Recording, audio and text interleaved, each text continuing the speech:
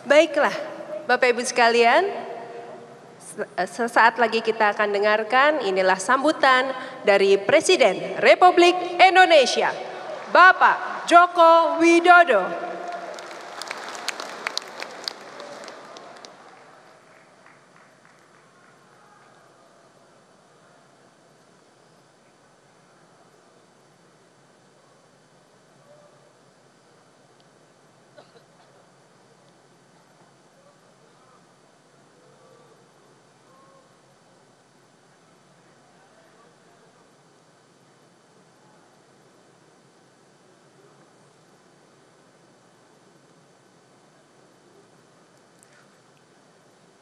Bismillahirrahmanirrahim.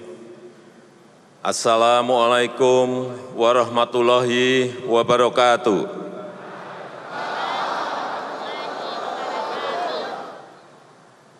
Salam sejahtera bagi kita semuanya. Shalom. Om Swastiastu. Namo Buddhaya, salam kebajikan, Rahayu. Salam Pancasila. Merdeka! Merdeka! Merdeka!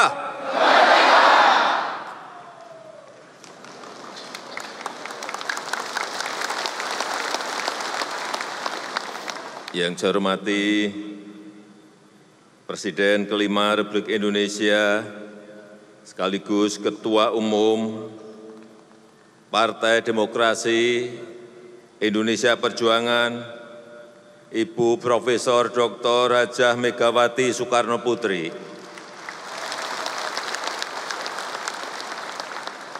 yang saya hormati Wakil Presiden Republik Indonesia, Bapak Kiai Haji Ma'ruf Amin, yang saya hormati para menteri yang hadir pada pagi hari ini, yang saya hormati Sekjen beserta seluruh pengurus Dewan Pimpinan Pusat,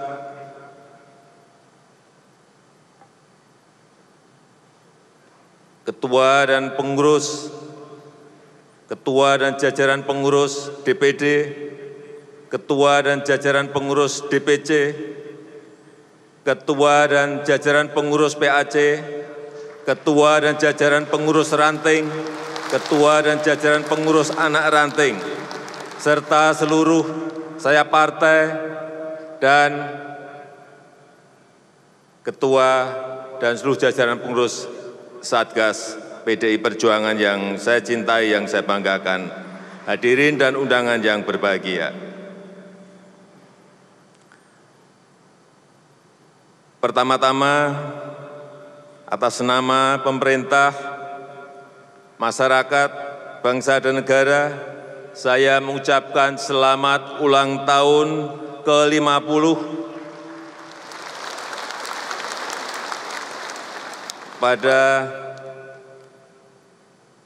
Ketua Umum Ibu Megawati Soekarno Putri dan seluruh kader PDI Perjuangan dimanapun berada, dari Sabang sampai Merauke, dari Miangas sampai Pulau Rote. Di usia emas setengah abad 50 tahun, PDI Perjuangan telah menjadi partai yang matang karena telah melewati jalan panjang, pahit getir, jatuh bangun untuk mencapai sebuah partai yang besar seperti saat ini. Seperti tadi sudah diceritakan secara panjang lebar oleh Ibu Megawati. Partai yang menjadi kekuatan pemersatu bangsa di tengah kebinekaan. Partai yang konsisten menjaga 4 pilar kebangsaan, NKRI, Pancasila, Undang-Undang Dasar Negara Republik Indonesia 1945, dan Bhinneka Tunggal Ika.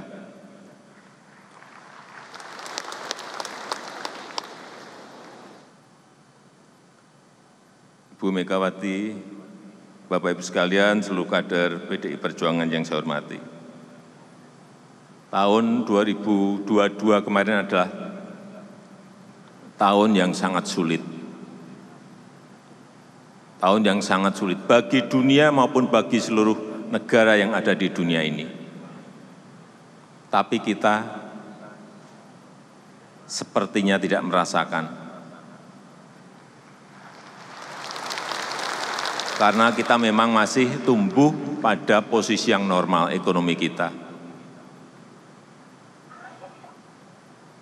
Tahun kemarin adalah tahun turbulensi ekonomi yang sulit dihitung, sulit diprediksi. Dan tahun ini akan jauh lebih sulit bagi dunia.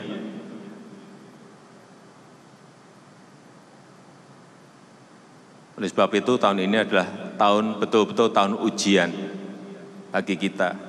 Kalau kita ingat tahun 97, 98, banyak negara yang jatuh termasuk Indonesia menjadi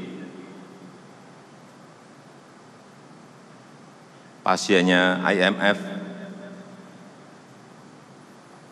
Tahun ini, baru saja tadi pagi saya telepon Menteri Keuangan, berapa sih yang menjadi pasien IMF per hari ini? 16 negara sudah menjadi pasien IMF. Karena ambruk ekonominya. Dan 36 negara antri di depan pintunya IMF, karena juga sudah tidak memiliki kekuatan ekonomi di dalam negerinya. Apa yang harus saya sampaikan? Ya, kita semuanya harus hati-hati. Kita semuanya harus kerja lebih keras lagi. Meskipun kita tumbuh baik di tahun 2022, tapi hati-hati.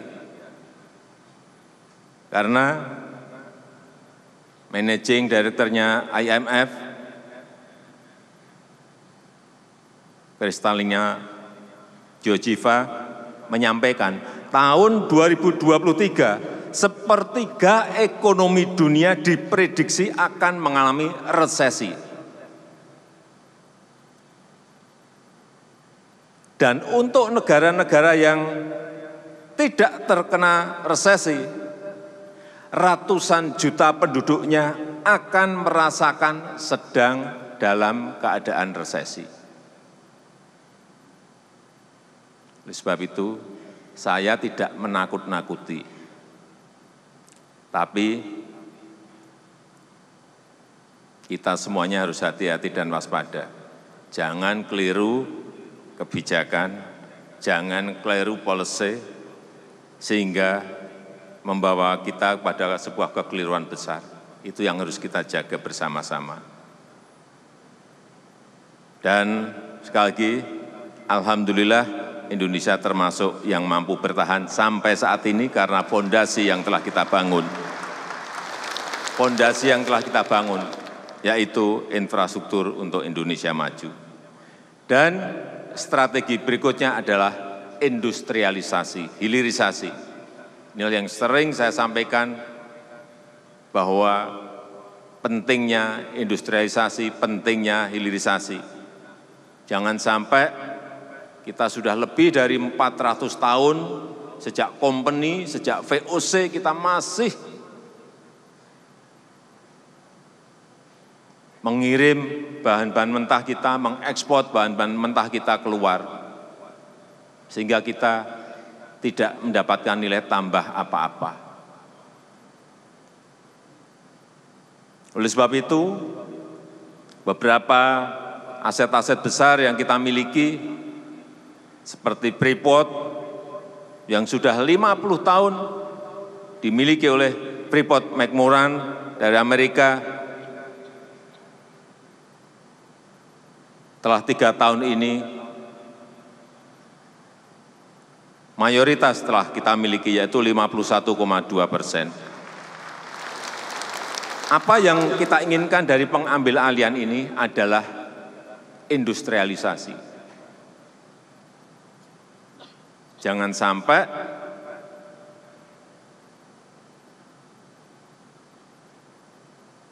tambangnya ada di negara kita, di Papua, smelternya, industrinya ada di Jepang, smelternya, industrinya ada di Spanyol. Kita nggak dapat apa-apa. Pajak hanya dapat sedikit, royalti juga dapat sedikit, dividen dapat sedikit, lapangan kerja juga nggak dapat. Inilah yang harus kita balik, bahwa bahan-bahan mentah yang kita miliki, baik tambang, pertanian, perkebunan, semuanya harus dihilirisasi agar nilai tambah berada di dalam negeri. Dan saya senang, baru saja saya datang ke Grasberg di Freeport, 98% pekerjanya adalah warga negara Indonesia, 98% sekarang ini, dan 41% adalah dari tanah Papua. Ini yang luar biasa. Kemudian juga Blok Rokan. Ini juga sudah 97 tahun dikelola oleh Chevron dari Amerika Serikat, yang Freeport Amerika Serikat juga, yang Chevron juga Amerika Serikat. 97 tahun dikelola oleh mereka. Dan saat ini sudah 100% diambil alih oleh kita sendiri dan dikelola oleh Pertamina.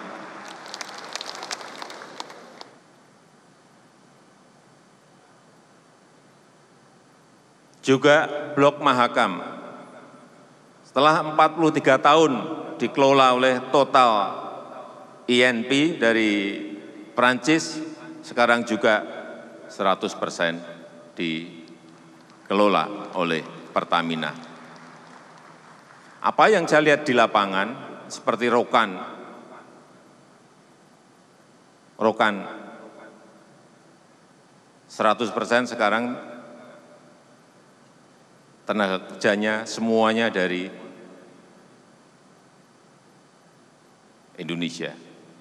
Dan kemarin ada tambahan lagi 12.500 pekerja baru di Blok Rokan, karena kita ingin mengebor lebih banyak lagi sumur-sumur yang ada. Tetapi pekerjaan besar kita bukan ada di situ. Setelah menguasai ini, pekerjaan besar ke depan yang ingin kita lakukan adalah bagaimana membangun sebuah sistem besar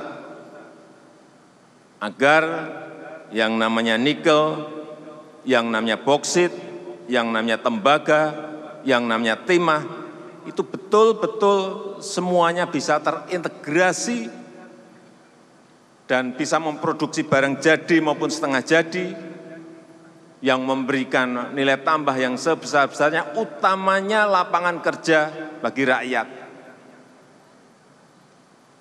Nikel yang sudah kita stop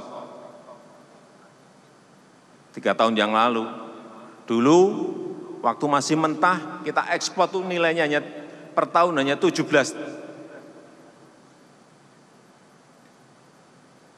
triliun rupiah. Setelah kita stop 3 tahun ini, setahun bisa menghasilkan kurang lebih 360 triliun rupiah. Ini baru nikel. Boksit kemarin sudah kita umumkan di bulan Desember, stop juga mulai Juni 2023. Dan akan kita industrialisasikan, kita hilirisasikan di dalam negeri. Saya enggak tahu lompatannya, tapi perkiraan kita nanti dari kurang lebih 20 menjadi kurang lebih 60 sampai 70 triliun. Memang ini sebuah pekerjaan yang tidak mudah, mengintegrasikan tidak mudah, karena tambang tembaga ada di Papua, ada di Sumbawa, tambang nikel ada di Sulawesi, di Maluku Utara, di Maluku, dan tambang timah ada di Bangka Belitung, tambang boksit ada di Kalimantan Barat, ada di Bintan. Semuanya harus terintegrasi sehingga Kita harapkan nantinya ini akan menjadi sebuah ekosistem bagi kendaraan listrik yang ke depan memberikan sebuah masa depan yang cerah, karena seluruh pasar negara-negara membutuhkan mobil listrik ini. Tetapi tentu saja tahapannya akan masuk ke baterai listrik terlebih dahulu.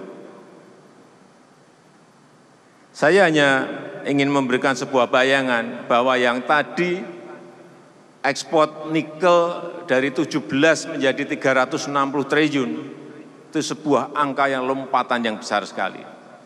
Tetapi apabila nanti menjadi sebuah ekosistem baterai dan ekosistem mobil listrik, itu akan memberikan nilai tambah ratusan kali. Bukan puluhan kali lagi, tapi ratusan kali. Problemnya adalah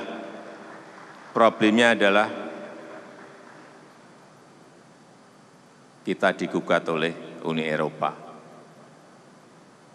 Nikel kita digugat oleh Uni Eropa.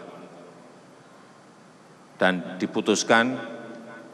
sudah diputuskan kita kalah. Kita kalah. Tapi saya sampaikan kepada Bu Menteri Luar Negeri, jangan mundur. Karena inilah yang akan menjadi lompatan besar peradaban negara kita. Saya meyakini itu. Terus kita banding. Kalau banding nanti kalah, saya enggak tahu. Ada upaya apa lagi yang bisa kita lakukan. Tapi itulah sebuah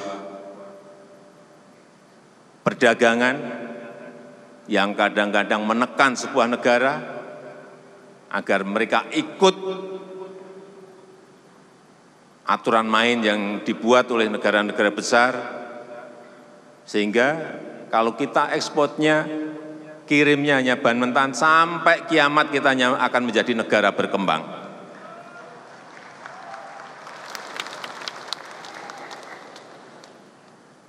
Kita semua ingat Bung Karno tahun 1965 menyampaikan, menolak ketergantungan pada imperialisme,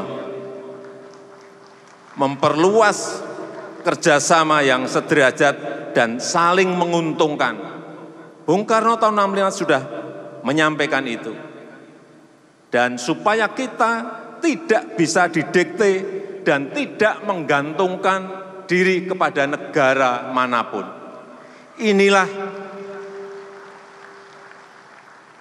yang ingin kita lakukan, berdikari.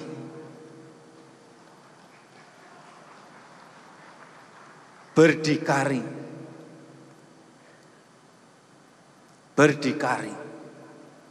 Oleh sebab itu, saat itu walaupun kita ditakut-takuti soal Freeport, tetap kita terus. Meskipun kita juga ditakut-takuti masalah nikel, kalah di WTO, kita juga tetap terus. Justru kita tambah stop boksit. Nanti mungkin pertengahan tahun lagi akan kita stop lagi tembaga.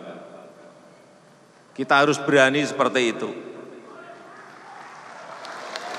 Kita tidak boleh mundur, kita tidak boleh takut, karena kekayaan alam itu ada di Indonesia. Ini kedaulatan kita, dan kita ingin dinikmati oleh rakyat kita, dinikmati oleh masyarakat kita.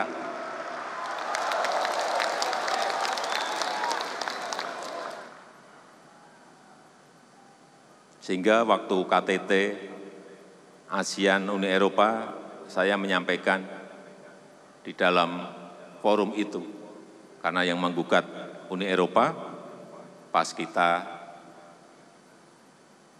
ada KTT, waduh ini kesempatan. Saya menyampaikan, kemitraan itu harus setara. Dan tidak boleh ada pemaksaan. Tidak boleh negara manapun mendikte. Dan tidak boleh negara-negara maju itu merasa bahwa standar mereka lebih bagus dari standar negara kita. Kenapa ini terus saya ulang-ulang?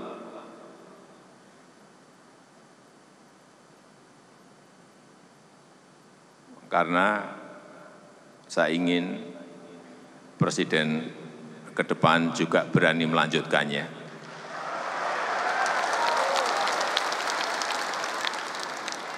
Tidak gampang ciut nyali, tidak gentar demi kepentingan bangsa, demi kepentingan negara.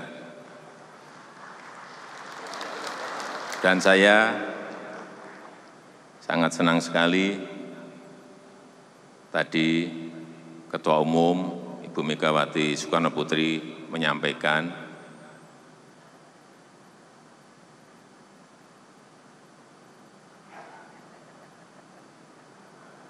bahwa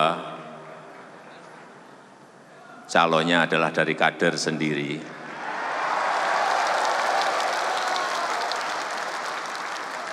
Dan yang saya senang, mohon maaf Bu Mega,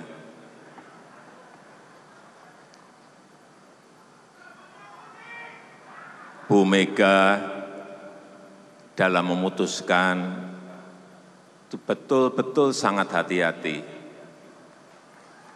betul-betul tenang dan tidak gerusa-gerusu seperti yang lain-lainnya.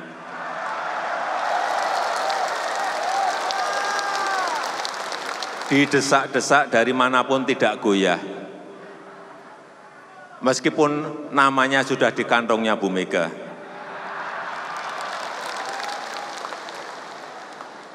Kita semuanya sabar menunggu yang akan nanti beliau sampaikan tentunya pada saatnya dengan perhitungan-perhitungan dan kalkulasi-kalkulasi yang telah dibuat oleh Ketua Umum Ibu Hajah Megawati Soekarno Putri.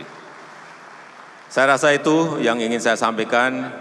Sekali lagi selamat ulang tahun ke-50 PDI Perjuangan. Kemudian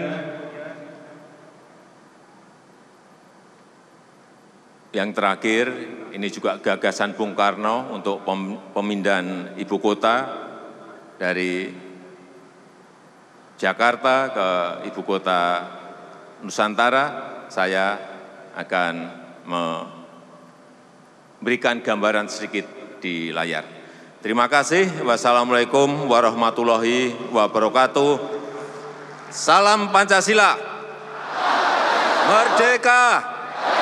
Merdeka! Merdeka! Assalamualaikum warahmatullahi wabarakatuh. Om Santi Santi Santi Om. Namo Buddhaya, salam kebajikan.